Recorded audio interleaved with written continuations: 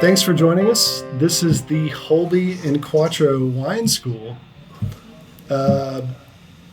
We are here to taste wine, talk about it, bullshit a little bit, and really have a good time. We've got myself, I'm Quattro Kowalski. This is our resident som, Malon Lemoins. Excuse me. And this is Andrew Holbrook. Hi, everybody. Andrew and I are both real estate agents here at 12 Rivers Realty. Malon works for the Vine Vault downtown in Austin, Texas. And we're here to have a good time with you guys. So without further ado, let's get started. My mouth is dry. Yeah, I need some let's wine. get it wet. So the first one we're going to pour today is an Amici Pinot Noir. It's from the Russian River Valley. What's the vintage? 2017. So I kind of skipped over this. Pardon me, it's our first one. Our theme today is Pinots. So we have a Pinot from California, and we also have a Burgundy from France. And we're going to taste both and kind of talk about them. And also keep in mind that the champagne that is here also is majority Pinot Noir grapes as well. That was the plan. So that's we did that. Surprisingly. Yeah. The champagne is actually, because it's our first show, you have to celebrate a little bit, right? Have some bubbles. So, gentlemen, cheers. Cheers, cheers, cheers. Hey, while we're tasting this, I'll kind of run us through a little bit about Russian River Valley. Please do. So, Sonoma has 16 AVAs. Russian River Valley is one of them. It's right in the middle of Sonoma. What is an AVA? American Viticultural Area. Very nice. And, somebody's been reading like a little bit. Sub-region of a major wine region. There's 16 in Sonoma. Russian River is my favorite. It's right in the middle of Sonoma. The Russian River runs right through it all the way out to the coast. It's a beautiful, natural part of California. If you ever make it out to see where the Russian River flows actually into the ocean, it's an amazing place in the world. Most of the grapes grown in the Russian River Valley are Pinot and Chard. They do really well in the climate there. There's very cold evenings there. Andrew, what do you mean by Chard? What's a Chard? Chardonnay, excuse me. Pinot Noir and Chardonnay are the dominant grapes. And not to talk down to anybody, but Chardonnay is a white grape, or green, I guess. It's a white wine grape. Yeah, it's a white wine grape, but it's kind of greenish in color. Sure. And then Pinot Noir is predominantly a red grape, or they make red wine with it. They also make champagne and rosé, if I'm not mistaken. So anyway, sorry to interrupt. No worries. Please continue. So evenings are cold there. Allows for grapes to stay on the vine a lot longer. Harvests are later in California. What that means in terms of wine, more complex wines, fuller in body. What are you getting on this? Yeah, one? I need to get into this. So red fruit, right off the bat, very elegant wine. It's Nice. definitely well made.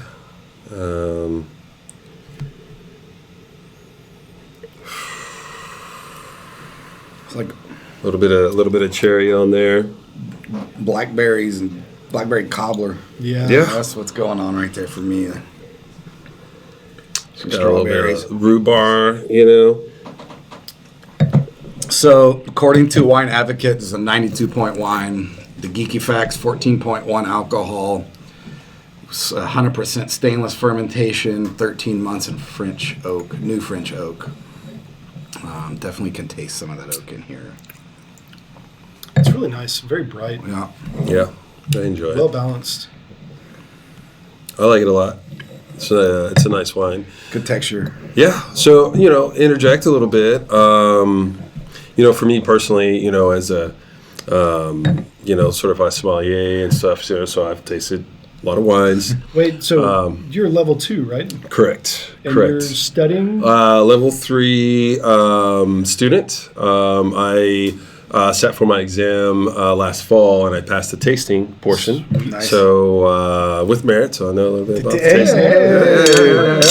Now I do have to resit for the theory, and basically what that means is going a against lot it. of the academics and a little bit more studying and understanding and stuff. So I sit for that exam in August. Okay, Nice. For level 3. I'll pour next time. That was awful. So we're all right. So we're out.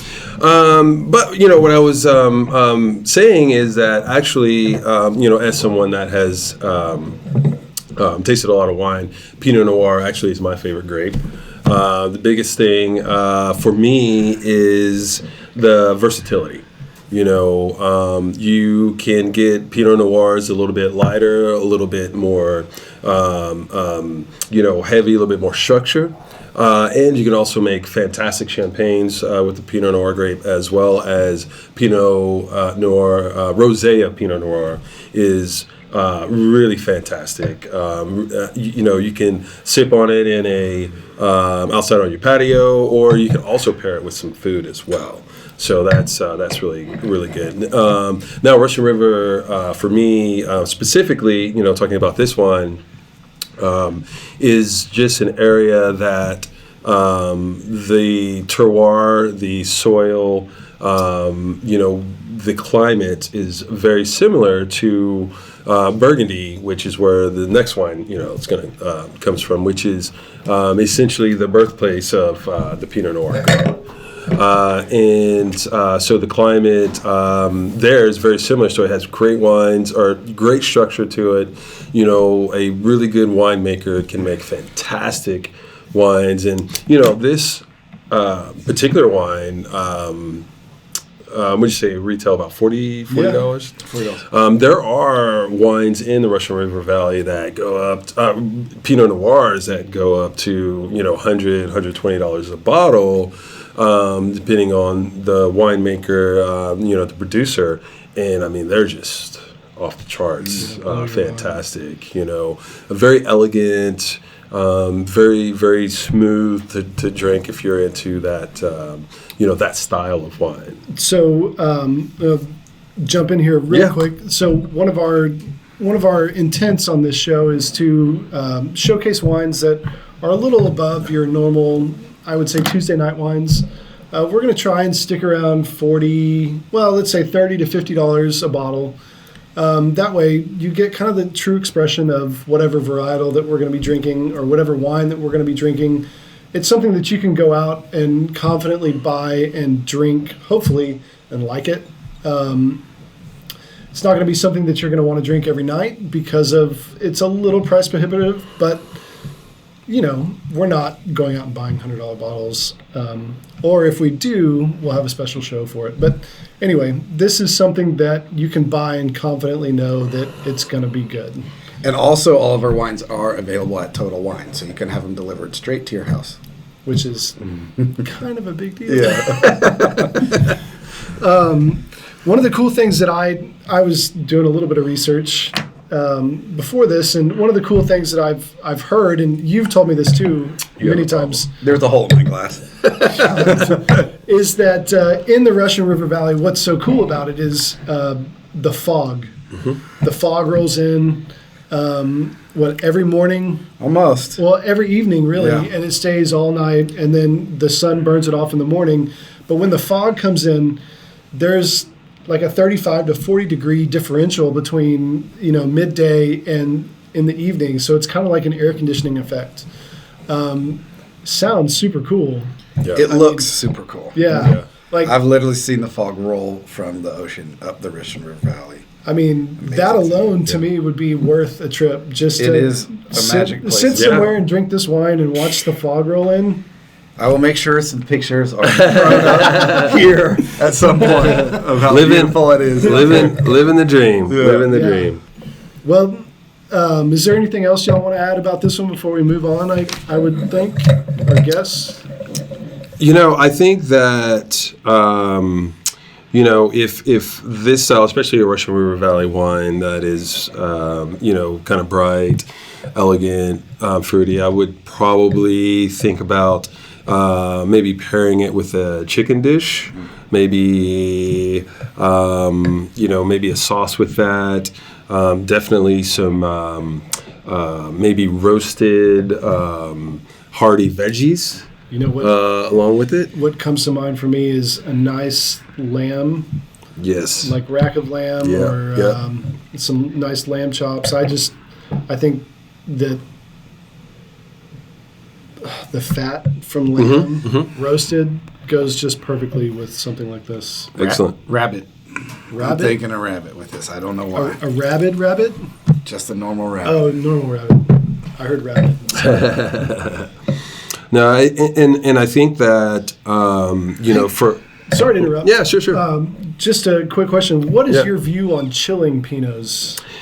So I think that my view, I think it you don't want to have Pinots chill too much or any reds, but I do think and feel like, and a lot of Soms will have Pinots a little bit cooler Below than room temperature? Yes, cooler than maybe the way you would serve a cab. Just because of it's that's the grape. It's cool weather. It just kind of brings out a lot of those aromatics on that. So I think the rule of thumb that I always heard was wines that you chill, you like whites or rosés or champagne, you pull out 15 minutes before your guests arrive. Wines that you don't chill, like a Pinot, you put in the fridge 15 minutes before your guests arrive. And then when you serve them, they're kind of at the perfect temperature. Yeah, definitely. That's a great rule.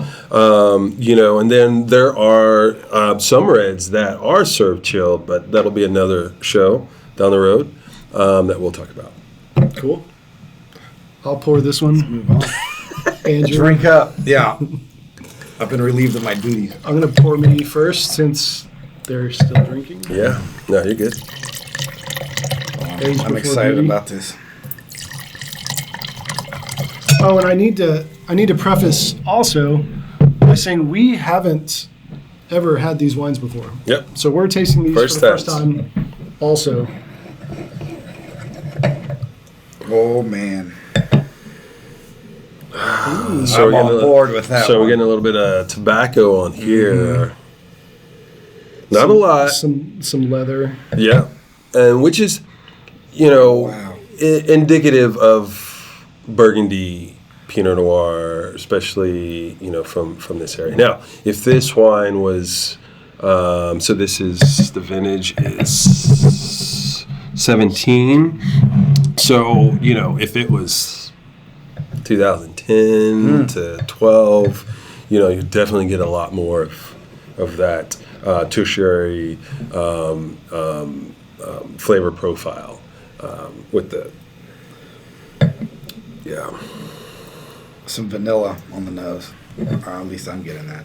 Yeah, because it's always, well, I won't say always, but the maturation process in the oak will tend to kind of give that to you.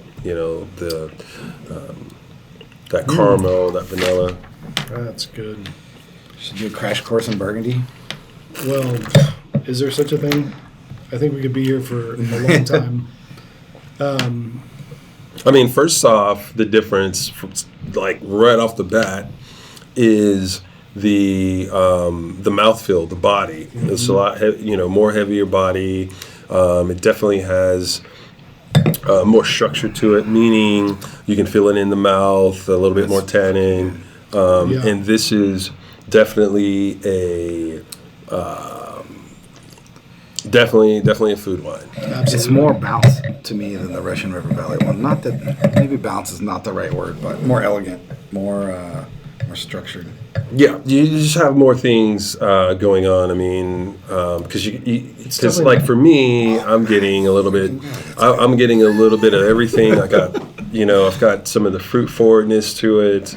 I still get that cherry, but I'm also getting, like, man, it's just definitely has a lot of, it's got some herbaceousness to it. Stone fruits.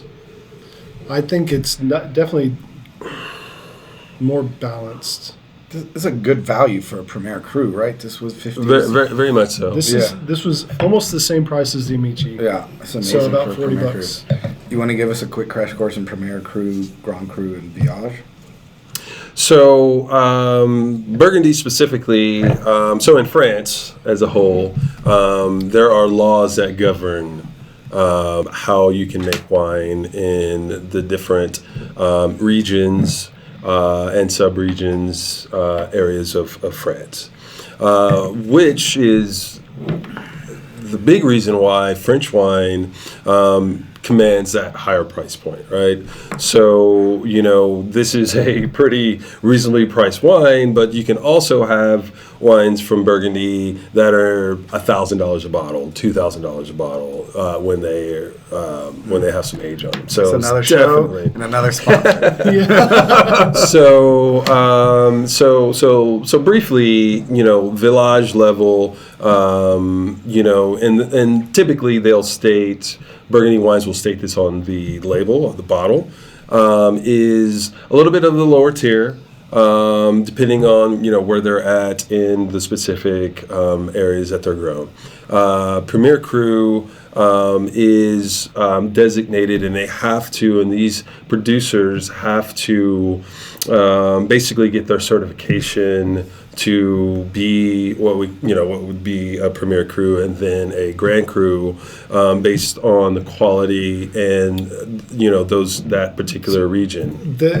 In terms of the hierarchy, it goes Grand Cru, Premier Cru, and then Village. Yeah. And then what? And then there's Burgundy. Then there's there's Bourgogne. table wine. Yeah. So in those terms, so there is a hierarchy, and as you would anticipate, as you go up in that hierarchy, you go up in price. Significantly often. So with that said, for the price point of this particular wine being a quality wine, is really fantastic. Great find, guys. Yeah. It's definitely out drinking its price point. That's for sure. So just like California and the Russian River Valley or Sonoma in general, Burgundy, they only grow two grapes, the Pinot Noir grape and the Chardonnay. You'll find great white Burgundies, really great. And those are really Burgundies. hot right now, and they're also pretty expensive. But if you're in a restaurant that serves them and you want to splurge, definitely check them out. Fantastic with Definitely. seafood. Check them out, yeah. But the climate and terroir overall, I mean, all of each area is going to have their own sort of flavor profile and different things of that nature. But the grapes are cooler weather grapes, and bright fruit, different variations of acidity, which is that flavor profile that kind of makes you want to salivate. That's what acidity is. I get that. Eat. Yeah, absolutely. I'll tell you So those are wines that tend to be able to age a little bit longer, as well as are considered really good food wines. So the classical pairing with Burgundies are stuff like stews.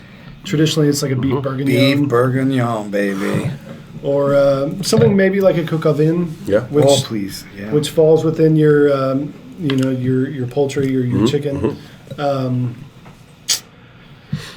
But really, something like this is not bad on its all own. by itself. Yeah. With your buddies sitting Yeah, around the table. it's definitely drinking quite well. Yeah. Cheers number Cheers. 12. Yeah. Yeah.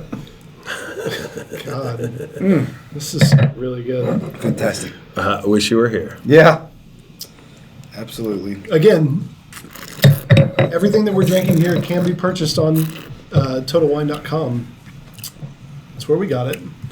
And it can be delivered to your door. And you could be drinking this in about, I don't know, what do you say? Couple hours. A couple hours? Yeah. Man.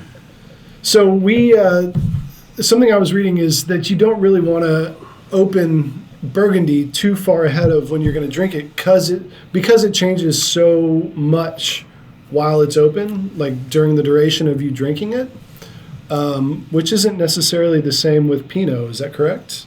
Like you can let a Pinot breathe a little bit longer than you can a Burgundy, or am I just talking out my ass? I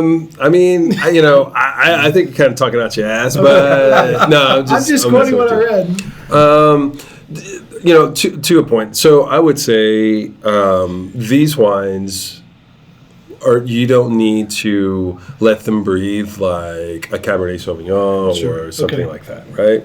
So this wine, I mean, you can give it like a little bit more time to have the character of the bouquet and the earth of the base of the wine come out.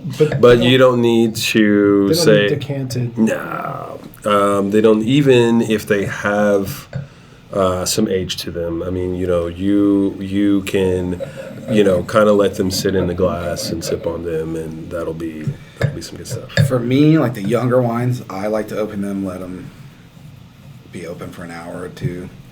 The older wines is kind of tricky because they turn pretty fast. Mm-hmm. So usually there's a medium an hour. Yeah, it's tricky.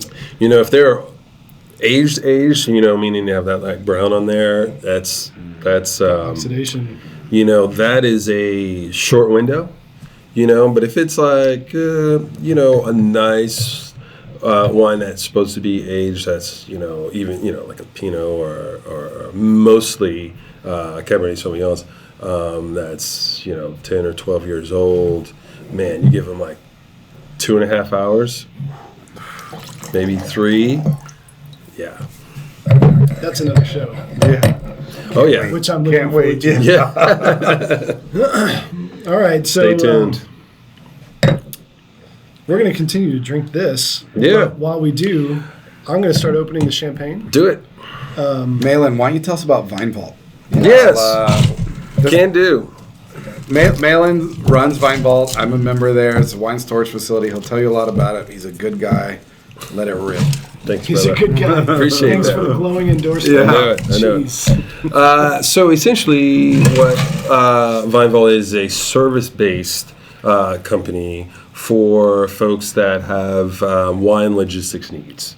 So we move wine and we store wine. So for example, the folks that have Mazel Tov. I have to say that every time. It's a thing.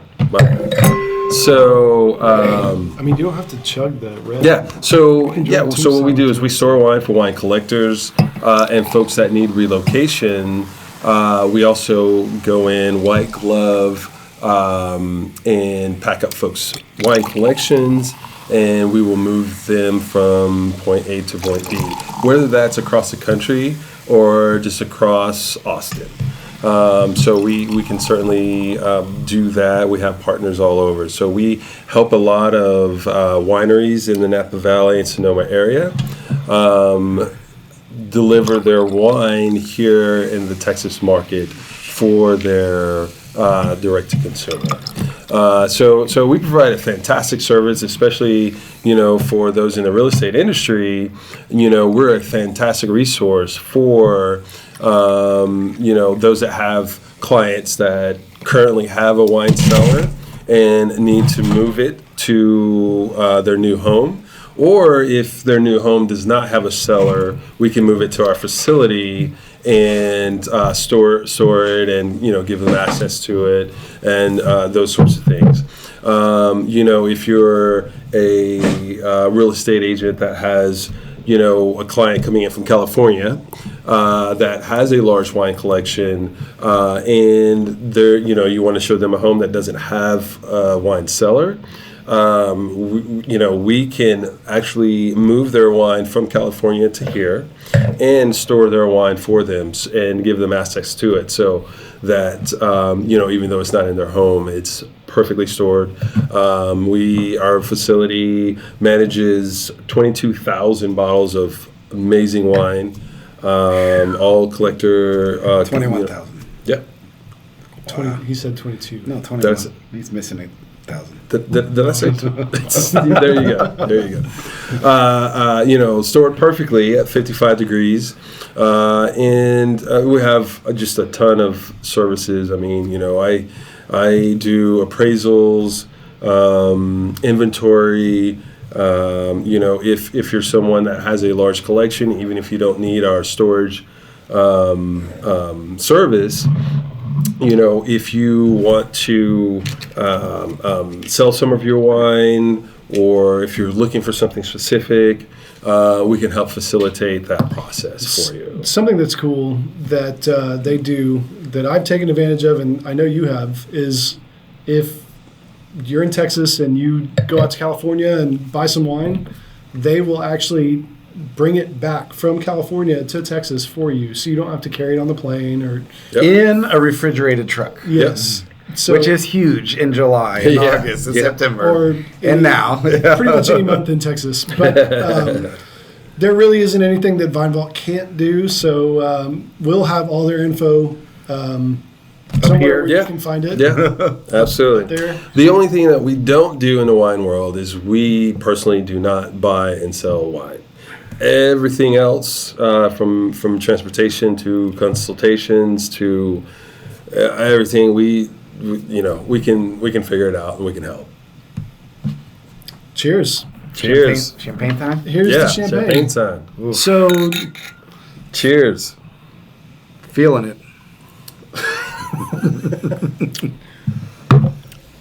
Sparkles, bubbles. Pretty smooth. Let me do bullet points on champagne. Sure. All right. Do the bullet points. So, it's bubbly. first thing for me always is champagne is from Champagne. That's it. Like, if it's other sparkling wine that's from elsewhere, it's not champagne. Champagne's Where is Champagne? good question, Quattro. Champagne's a few hours northeast of Paris. In France. In France. Not Paris, Texas. Chardonnay and Pinot are also the dominant grapes, as well as Petit Meunier. And the interesting thing I think about champagne is, and sparkling in general, is that it's the only wine that's fermented twice. So they make basically normal wine with it. Before they bottle it, they throw a little sugar in there and put a cork in it and let it ferment again, and that's where the bubbles come from. It's also cool climate. The ocean's only about 45 minutes away, so you get the same chilling effects. I think you're starting to notice that Chardonnay and Pinot like cool evenings. That's what I got. What do you got? No, that's good stuff, man. Yeah, definitely. I think, there are definitely different methods of making sparkling wine. My preference is the way they do it in Champagne, and this style of wine. Another thing I can say about Champagne is, I think that outside of the bubbles, I think there are people like, I don't like champagne or whatever, or like sparkling wine. Those people. Yeah. No, there are some of those Turn people. this video off now if you're those But- people. Yeah. But there is just such a variety of how sparkling wine is made that it is just it's like berry. I mean, it's just like you just haven't found the sparkling wine, because you have different sugar content. You have different sweetness. You can do rosé. You can do the different grapes, because here's this is sparkling wine in Champagne, so it's called Champagne. Then you have cava, which is sparkling wine that is Spanish. Yeah. You have Prosecco, which is a different grape. It's Italian sparkling. Frecciacorta, which is Italian sparkling. It's a really large onion with a lot of different layers. Tons. Yeah. And it's served typically like People think about it celebratory.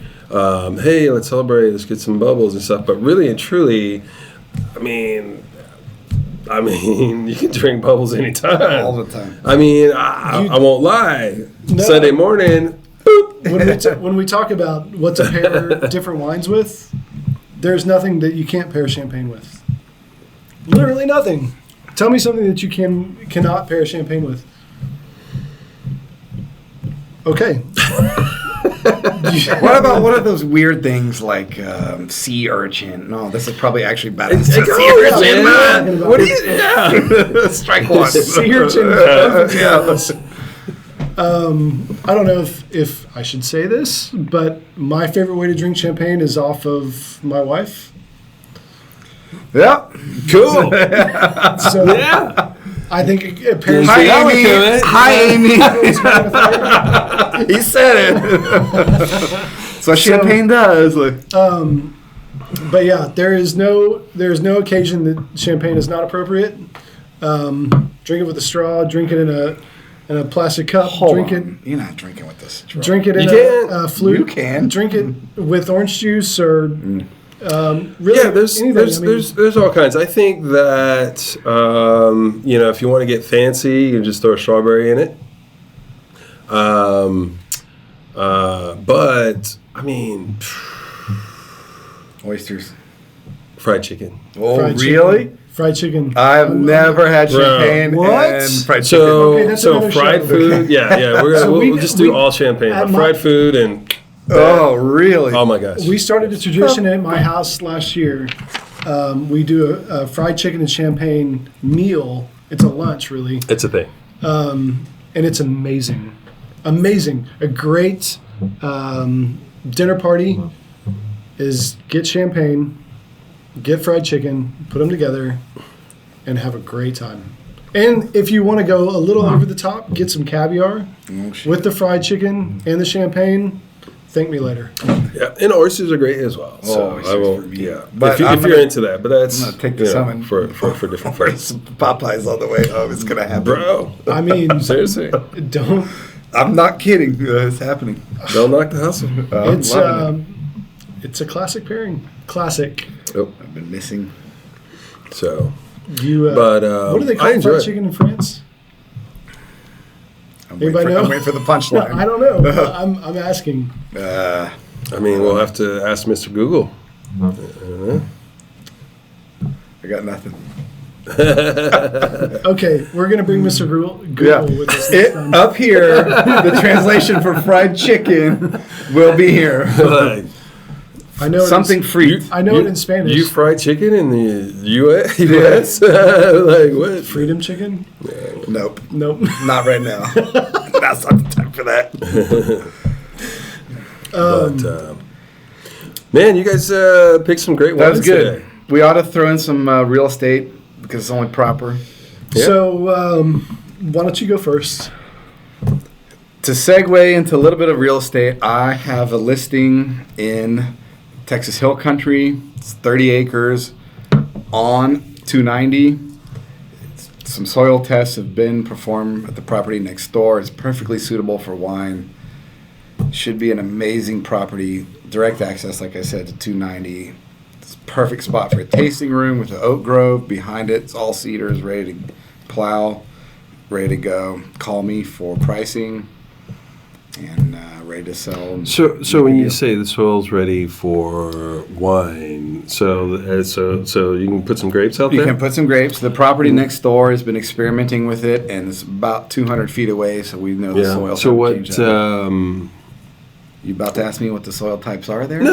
Okay. I'm not gonna get. I'm not. Sandy loam, if you want to know. Oh, very good. Is it Very really? good. Yeah. Did you just kind of pull that out? I did not pull that out I of my was. I was like, yeah, he's 3 glasses in. And I'm like, I'm more than 3 But what I was glasses gonna in. say is the like how large is the?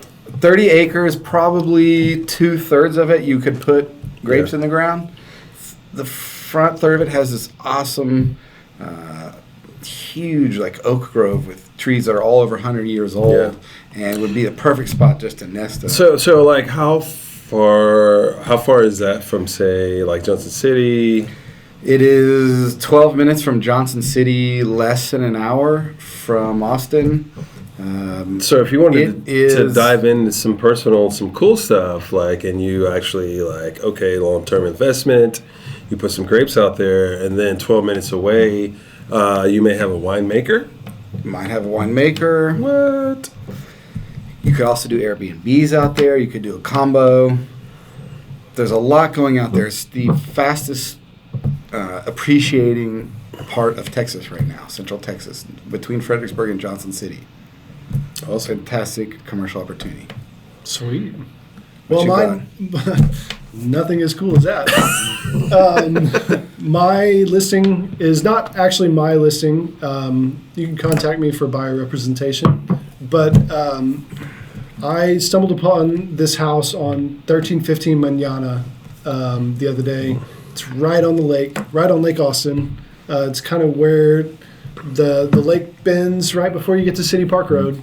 It's 3/4 of an acre, gorgeous house. And the reason I chose this listing is because it's got a really cool wine room, but it's got a boat dock with 2 boat slips and did I say it was 3/4 of an acre? Yeah. I mean, pool, hot tub. You have me at Nice. wine The whole cellar. world. Yeah, The whole yeah, world. wine cellar. It's a pretty cool property. They're asking around 3.2 for it, which I think is kind of a steal. Did I mention it was 3/4 of an acre? I mean, there's a lot of room out there. So check it out. Let me know. I can take you out there and show you around.